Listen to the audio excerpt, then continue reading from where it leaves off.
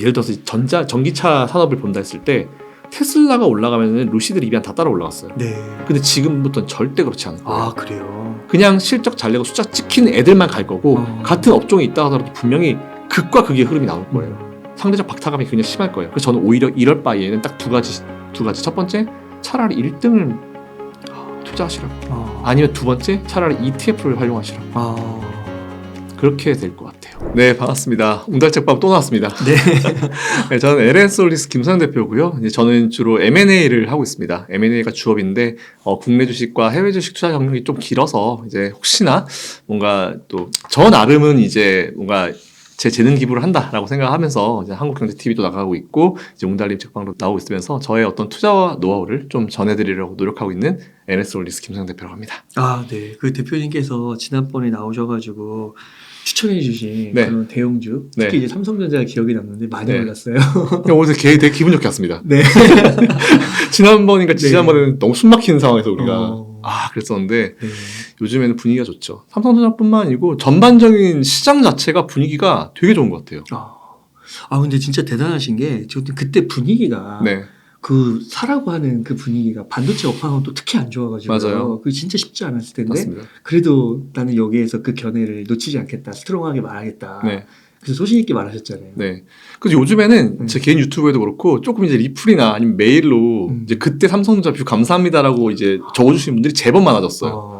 그래서 그때는 뭐 사실 솔직한 말씀을 드렸었죠. 뭐 아무래도 삼성전자가 국민주가 돼가지고 기대가 크니까 원래 기대가 크면 실망이 큰 만큼 뭐 대외적인 어떤 악재성 이슈들이 나오면서 좀 눌림이 나와가지고 많은 분들이 고생하셨는데 그래도 잘하고 있으니까 본업의 사업은 잘하고 있으니까 뭐 이제 원자리를 좀 열심히 찾아가고 있는데 아직까지는 뭐 많은 분들이 물려있는 8만 원, 9만 원대까지 갈 때까지는 조금 험난하죠. 험난하지만 그래도 이제 추세는 잡고 분위기는 잡았다. 이 정도로 요약하면 될 것 같습니다. 그 상반기 흐름이 괜찮다고 좀 말씀을 해주셨는데 네. 이게 좀 지속될 거라고도 보세요? 전 연말까지요. 연말까지요? 네, 연말까지 할 것 같아요. 그러세요? 근데 연말 일단 올해만 봤을 때는 그냥 연말까지 괜찮을 것 같다라고 말씀드리고 네. 원래는 제가 지난번 왔을 때만 해도 24년도 하반기는 잘 안 보인다라는 말씀 아마 들었을 거예요. 24년도 이유는 모르겠다. 왜냐하면 그때 이제 미국의 대선도 있고 워낙 불확실성도 많고 그때 러시아 우크라이나가 조금 더 이슈가 한참 싸우고 있을 때여가지고 24년도 이후에는 잘 모르겠습니다라고 말씀을 드렸는데 그 뷰가 좀 바뀌었어요. 조금 더 뒤로. 이거 24년까지는 계속 좋다. 계속까지는 아니겠지만 물론 이제 예전에도 이제 2000년도 초반 상승장에도 뭐 한 달, 두 달 어느 정도 이제 상승을 하고 나면은 꼭 쉬는 기간이 있었어요. 중간에 뭐 15일이든 한 달이든 쉬는 기간 조정이 쑥 있으면서 단기 고점 대비해서 뭐 10% 짧게는 뭐 길게는 뭐 한 20% 가까이 조정을 받았던 적도 있었기 때문에 중간중간 적정 조정은 있을 거예요. 뭐 매일같이 날아간다면 참 좋죠. 근데 올라감과 하락을 반복을 하면서 결국 시간이 좀 지나 보면은 이렇게 올랐다고 라는 그런 분위기가 나올 것 같아서 제가 봤을 때는 저는 지금 현재 오늘자 기준으로 생각했을 때는 오늘 지수보다는 올 연말 지수가 더 높은 데 있을 것이고. 그래요. 네. 그리고 오늘보다는 뭐 내년에 이맘때 지수도 훨씬 더 높은 데 있을 수 있다. 그래요. 네. 라고 생각하고 있습니다. 그러니까 저희가 며칠 전만 해도 지난달만 해도 뭐 상고하저냐 상저하고냐. 네. 그러면은 지금 대표님 말씀으로는 하고. 네, 하고도 좀 높을 것 같아요. 하고도 좀 높아질 것 같아요.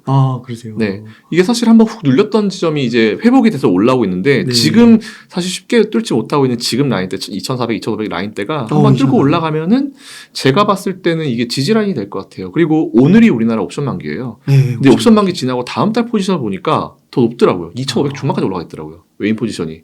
그래서 저는 괜찮아요. 지금 이 라인이 지지대로 작용할 가능성이 꽤 크겠는데? 라는 그런 생각이 들어가지고 다음 달도 무난하게 넘어가겠구나. 우리 개인 투자자분들이 뭐 짧게 수익을 내시는 분들이건 아니면 길게 투자하시는 분들이건 그래도 손실도 많이 줄어들 수 있는 달이 될 수 있겠구나. 따뜻한 봄이 오겠구나. 이 정도로 생각이 들었습니다. 그렇다고 이게 연말 가서 막 3천 이런 건 아니죠? 3천이요? 네. 사실 저는 연말에 3천 안 갔으면 좋겠어요. 너무 빨라요. 이게 아시겠지만 너무 빨리 올라가면은 사실 조정도 깊어요. 그리고 아시겠지만 우리가 이제 조정도 정말 빨리 깊게 오면 반등 속도가 빠르잖아요. 또 V자 반등. 그래서 저는 지수가 천천히 올라가는, 되게 티 안 나게 올라가는 그런 분위기가 나올 것 같아요. 그래서 상승과 하락을 반복하면서 진짜 너무 지루한데? 너무 지루한데? 왜 내 종목 안 가지? 근데 주변에 막 상한가 빠바바방 터진 시점이 올 거고 그러다 보면은 어느 순간 보면은 이렇게 지수가 올랐다고? 네. 내가 계좌를 보면 손실 많이 줄었는데 이런 분위기로 예전에는 뭐 사면 올랐잖아요. 사면 오르고 이랬는데 지금은 올라가긴 올라가요. 근데 천천히 올라갈 것 같아가지고 저는 올 연말 기준으로 뭐 감히 말씀드리면 뭐 지금자 기준으로 제 개인적인 예측이니까 이거는 뭐 비난을 안 하셨으면 좋겠다라는 생각이 들고 저는 만일 모든 것들이 갖춰지면 2,800포인트 정도는 생각을 하고 있습니다. 지금보다 10%, 5%? 20% 좀 안 되죠. 20% 조금 못 되게. 사실 근데 1월 달에 거의 한 10% 가까이 올랐기 때문에 네. 중간에 쉬었다 하더라도 연말까지 아직 시간 많이 남았지 않습니까? 그러니까요.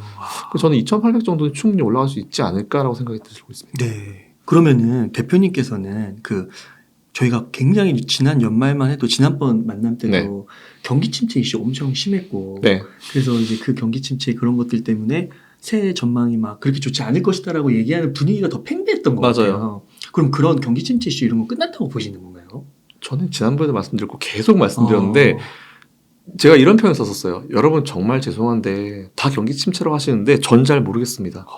왜냐하면은 맞아요. 침체라는 거를 제가 이제 얼마 전에 저희 교수님이랑 제가 되게 존경하는 교수님과 얘기하다가 저한테 되게 좋은 말씀을 해주시더라고요. 그래서 그게 무슨 얘기냐면 침체라는 게 과연 누구 기준으로 평가를 하는 걸까? 결국 기업이거든요. 결국 기업의 입장에서 침체를 평가를 하는 거거든요. 그러면은 기업의 입장에서 침체가 뭘까요? 당연히 자기들이 판매하는 물건이 안 팔리는 거죠. 그럼 뭐예요? 소비. 소비가 줄어드는 게 침체를 연결시킬 수 있다는 얘기겠죠. 근데 그때도 그랬지만 지금도 마찬가지고 소비가 죽은 적은 한 번 없어요. 그때도 제가 침체라는 걸 말씀드릴 때 물가는 계속 올라간다. 근데 그 높아지는 물가를 소비가 따라가게 되면 절대 침체 발생하지 않는다.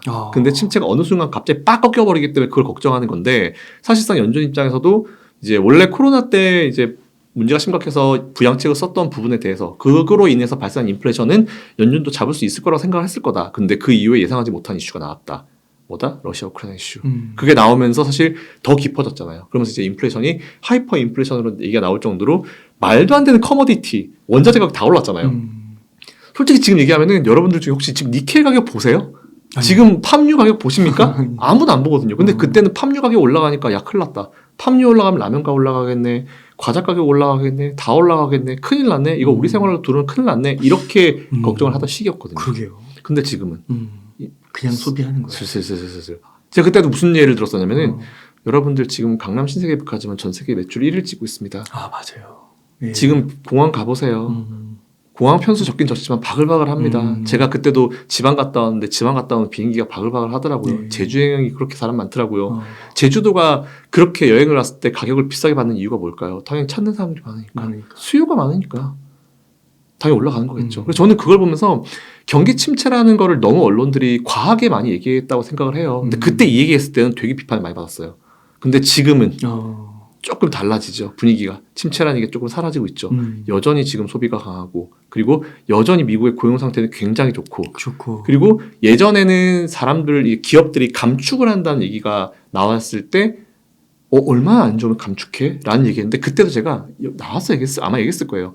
감축을 너무 우리가 고용을 당한 입장에서 그러니까 우리가 직원 입장에서 생각을 해봤을 때 그렇지만 기업의 입장에서 투자자 입장으로 보느냐 아니면은 우리가 일반 소비자 입장으로 보느냐 달라진다. 내가 기업을 운영하는 입장에서 감원을 시키면 그게 뭐다? 고정비가 줄어드니까 비용이 줄어들고 순이익이 높아질 수 있다. EPS가 올라갈 수 있다. 그래서 오히려 이거는 나쁘지 않은 이슈가 될 수 있다라는 말씀을 드린 적이 있는데 메타 같은 경우도 그렇고 많은 기업들이 감원하면서 오히려 경기가 너무 안 좋아서 감원 아니야? 그러면 따져야 되는데 순이익이 올라가 버리니까 걱정했던 것보다 잘 나오니까 오히려 주가가 올라가 버리는 현상이 발생하는 거죠. 그러니까 이게 좀 뭔가 그동안은 너무 우리가 언론이나 외부적인 것들에 많이 휘둘렸었던 것들이 하나씩 정상화되고 있는 과정이라고 봐요. 저는 이 모든 것들을 봤을 때 경기 침체? 글쎄요. 짧게라도 올 수는 있겠죠. 근데 요즘은 경기 침체를 아예 제껴놓고 요즘에는 연착륙 얘기를 해요.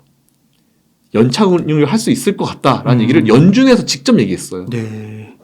그 정도 얘기 나왔다는 거는 뭐 침체 얘기는 뭐 좀 더 뒤로 간다고 보는 거죠. 요즘에 챗GPT 되게 인기 많잖아요. 근데 챗GPT를 이제 저도 써보니까 장난 아니더라고요. 그래서 이 챗GPT를 막 하다가 이제 당연히 이제 구글이나 다른 기업들에서는 이제 자기들의 제품을 내보내는 거죠. 근데 이제 구글에서 나왔잖아요. 바드. 바드가 나왔는데 어제 사실 알파벳이 많이 밀려서 한 6% 밀렸거든요. 근데 바드가 이상한 소리를 냈습니다. 아. 그러니까 챗GPT는 되게 정말 이제 어제 뉴스 기사 보니까 미국의 어떤 판사님도 이제 참고할 정도로 굉장히 높은 수준의 대답을 했대요. 챗GPT는. 근데 바드는 이상한 소리를 했더라고요. 무슨 뭐 이제 천체 만원경에 대한 어떤 얘기를 했는데 이상한 소리를 했대요. 그래서 아직 알파벳이 9 못 따라가는데 하면서 그 실망감에 어제 밀어버린 거거든요. 그래서 나스닥 밀리고 S&P 500 밀리고 다 밀려버린 거거든요. 그래서 저는 어제 밀린 거는 그냥 그저께 좀 올라간 것에 대한 어떤 풀이 정도? 뭐 매물 일부 매물 소화 정도? 그리고 거기다가 이제 챗GPT라는 게 나왔는데 그 구글이 좀 영향을 좀 많이 줬다고 생각해서 오늘 새벽 미증시 밀린 거는 전 딱히 신경 안 씁니다. 아, 그러세요. 그러면은 이게 마일드한 경기 침체고 네. 막 이러면은 금리가 네. 더 과감하게 올릴 수 있는 거 아니에요? 저는 근데 이번에 연준이 25bp까지 내렸잖아요. 아마 지난번에 한번 나와서 말씀드렸던 것 같은데 시장은 하여튼 우리 안 좋을 때 75bp 막 올리고 할 때 제가 시장은 뭐 물론 지금 되게 어려운 상황이긴 하지만 이미 시장은 75bp에 적응을 했다. 그게 진짜 중요하다. 그래서 앞으로는 75bp를 넘는 금리 인상, 즉 100bp 인상이 나오지 않는 이상 시장은 절대 텐트럼 발생하지 않는다. 근데 오히려 50으로 내리고 20으로 내리게 되면은 뭔가 이제 시장이 안도감을 가지기 시작하면서 바닥을 잡을 것이다라고 했는데 지금 그대로 되고 있죠, 일단은. 네. 그리고 이게 50을 내렸고 25를 내렸잖아요. 여기서 만약 연준이 다시 50으로 올리는 경우가 발생을 하잖아요. 안 그래도 신뢰도가 낮은 연준인데 50으로 올리면은 이거는 진짜 심각한 문제가 발생합니다. 그래서 연준도 되게 아마 신중하게 했을 거예요. 그래서 50으로 올리는 것보다는 오히려 이렇게 할 것 같아요. 그러니까 예를 들어서 25씩 하다가 야 이거 50만 몰려야 될 것 같은데 그러면 모여가지고 아니 그러지 말고 25씩 2번 올립시다. 그냥 어차피 우리 5월달까지로 예를 들어서 5월달까지를 하기로 했는데 그냥 한 달 더 올립시다. 이 정도로 될 것 같아요. 그래서 저는 이제부터 관건은 25bp씩 홀드로 몇 개월 가는지가 저는 되게 관건이라고 생각을 해요. 근데 그런 금리 25bp씩 인상을 몇 번 하는가는 네. 증시에 많은 영향을 끼치지 않는다고 보시는 거예요? 이미 시장이 적응을 했잖아요. 적응했어. 네, 25p. 우린 75bp를 버텼습니다. 50, 25 쭉쭉 내려오고 있잖아요. 그래서 저는 큰 영향을 미칠 것 같지는 않아요. 오히려. 그리고 또 한 가지 궁금한 게 미국은 좀 경기 침체가 약하더라도요. 네. 한국은 네. 신흥국으로 좀 분류가 되고 맞아요. 이번에 IMF도 보면 약간 경제 성장률을 낮췄잖아요. 맞아요. 그런 거 보면 또 다른 경우가 벌어지는 건 아닐까. 저는 IMF가 이번에 성장률 전망치를 나온 게 되게 보수적으로 잡은 것 같아요. 저는 오히려 그 보수적으로 잡은 게 너무 잘 됐다 싶은 거예요. 왜냐하면 최근에 이제 워낙 경기 침체에 대한 위기가 많았기 때문에 모든 기업들에 대한 실적 컨센서스를 다 보수적으로 맞췄어요. 그래서 어떤 느낌이었냐면 이 정도는 맞춰줘야지. 근데 오히려 보수적으로 내려놓으니까 실제 발표되는 거는 기업들이 다 리스크 매니징을 잘 하죠. 그 친구들도 기업들도 당연히 위기가 올 것 같다 하면 다 미리 다 준비를 하니까. 근데 오히려 예상치를 보수적으로 잡아놨는데 그보다 실적 다 잘 나오는 거예요. 그러다 보니까 오히려 그게 호재성 이슈로 올라가 버리는 거죠. 아, 그렇구나. 그래서 아마 제가 IMF도 이번 낮춰놓은 게 오히려 낮추는 게 저는 낫다고 봐요. 기대가 크면 실망도 큰 것처럼 낮춰놓으면은 그것보다 잘 나왔을 때 생각보다 괜찮네? 이런 게 심리로 들어가고 지금 그게 사실 시장에 되게 많이 들어오고 있거든요. 그렇구나. 생각보다 괜찮네. 이게 좀 진짜 커요. 그리고 주식은 결국 이제 금융시장은 기대감이 항상 이제 먼저 앞선 시장이기 때문에 저는 우리나라 경제 지금 빚이 너무 높아요, 사실은. 그래서 저는 불안하긴 해요, 분명히. 그래서 저는 예전에도 말씀드렸지만, 전 경기 침체는 별 걱정 안 해요. 경제 위기를 걱정하는 사람이기 때문에 한번 오긴 올 거예요. 오긴 올 거고, 우리나라는 사실 빚으로 시작됐고, 우리나라는 이제 경제 이 구조 자체가, 가사의 구조 자체가 너무 집이잖아요. 부동산 비율이 높잖아요. 그렇기 때문에 부동산을 건드리면 진짜 큰일 나거든요. 중산층이고 뭐가 다 붕괴돼버려요. 그러니까 이걸 갖다가 이제 정부 차원에서도 되게 잘해야 되는 부분이 맞는 것 같은데 아직까지는 뭔가 위험 신호가 당장 눈에 보이는 건 나오지 않는데 곳곳에 뭔가 우리가 계속 체크해야 되는 포인트들은 나오고 있는 것 같아요. 어쨌든 근데 결론적으로 말씀드리면 우리나라 지수가 저는 미국보다 괜찮을 것 같아요.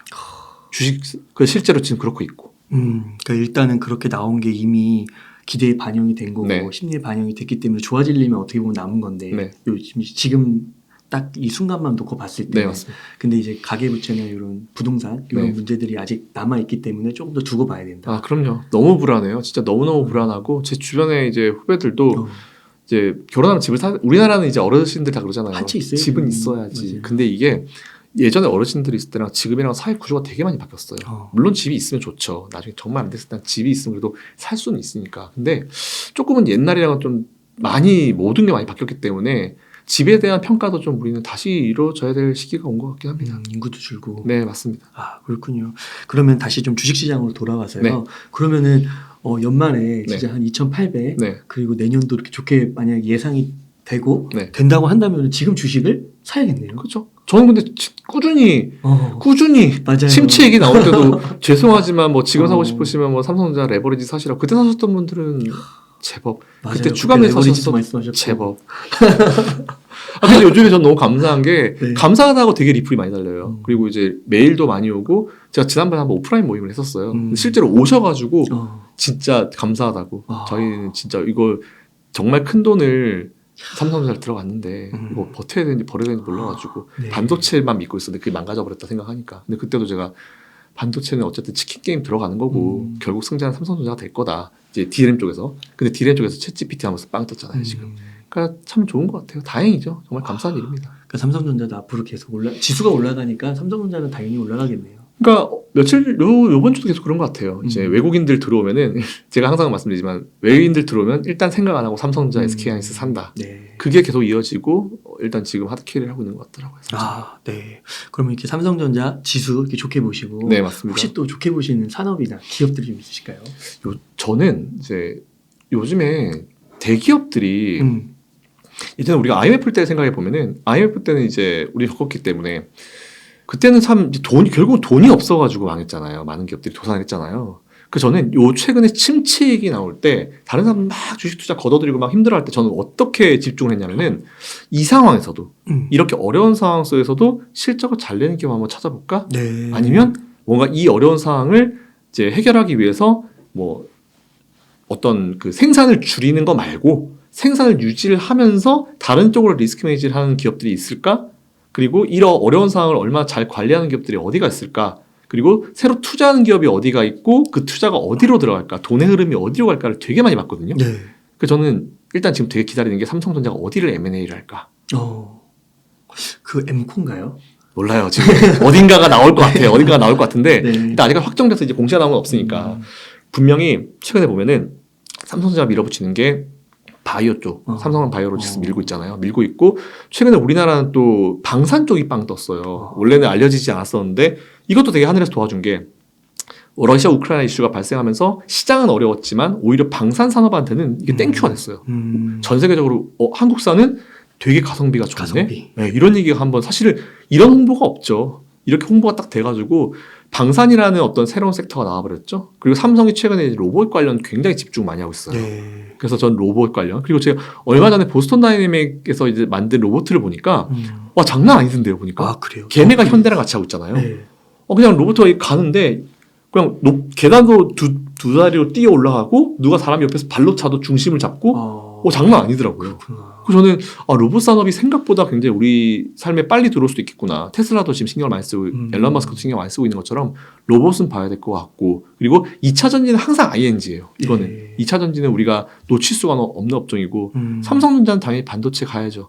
디램은 어쨌든 챗GPT가 제가 봤을 때는 사실 저는 좀 무섭긴 했었어요. 챗GPT가 무섭긴 했었는데 그래도 어쨌든 우리가 가야 될 미래라고 하면은 뭐 준비를 해야겠죠. 그래서 저는 오히려 챗GPT 생각을 하면은 반도체, D램 쪽, 랜드 플래시 쪽, 삼성이 하고 있는 어쨌든 삼성이 얘들을 압도를 하고 있으니까 전 세계를 그러면서 삼성전자 그리고 뭐 미국의 많은 기업들이 인텔도 괜찮고 아니면 우리나라의 SK 하이닉스인데 하이닉스는 3이긴 하지만 되게 갭이 많이 벌어져 있어서 그래서 저는 앞으로 여러분 투자하실 때는 이런 업종으로 생각해 보시면 될 것 같고 이 말씀은 꼭 드리고 싶어요. 그러니까 예전에는 예를 들어서 전기차 산업을 본다 했을 때 테슬라가 올라가면은 루시드 리비안 다 따라 올라갔어요. 네. 근데 지금부터는 절대 그렇지 않을 거예요. 그래요? 그냥 실적 잘 내고 숫자 찍힌 애들만 갈 거고 같은 업종에 있다 하더라도 분명히 극과 극의 흐름이 나올 거예요. 상대적 박탈감이 굉장히 심할 거예요. 그래서 저는 오히려 이럴 바에는 딱 두 가지. 첫 번째, 차라리 1등을 투자하시라고. 아니면 두 번째, 차라리 ETF를 활용하시라고. 그렇게 될 것 같아요. 만약 처지는 기업 들고 있으면 같은 업종이라도 쟤는 계속 날아가는데 나는 안 가고 이런 상황이 발생하는데 시간 한정돼 있고 시간에 대한 기회비용을 굉장히 잘 지키셔야 되는 시점이 딱 지금인 것 같습니다. 방산, 바이오, 로봇, 네. 2차 전지, 네. 뭐 IT 반도체다. IT 반도체 이런 쪽에서 1등이나 네. ETF를 아예 사라. 네, 그게 맞는 것 같아요. 보수적으로. 그렇군요.